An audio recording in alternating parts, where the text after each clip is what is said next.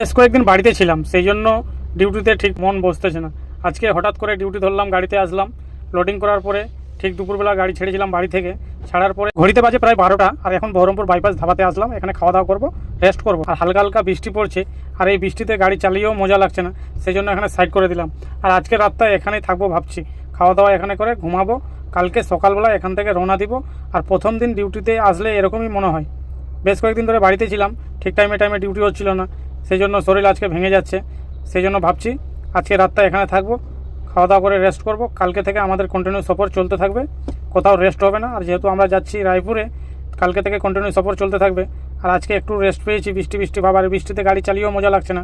বৃষ্টি হলে একটু অসুবিধা, লাইটের অসুবিধা বা রাস্তাঘাটের অসুবিধা, সেই জন্য ভাবছি আজকে এখানে রেস্ট করব। কালকে সকালবেলা এখান থেকে রওনা দিব। যেহেতু আমরা লং রোডে চলি, সেই জন্য আমাদের হ্যাবিট আছে, এগুলো সমস্যা হয় না। কিন্তু প্রথম দিন একটু হালকা পাতলা সমস্যা হয়, এগুলো ক্যাপচার করে নিই আমরা। আর আমার ভিডিওগুলো আপনাদের যদি ভালো লেগে থাকে, অবশ্যই লাইক শেয়ার কমেন্ট করবেন। আর সবাইকে জানাই গুড নাইট, সবাই ভালো থাকবেন, সুস্থ থাকবেন, টাটা, বাই বাই।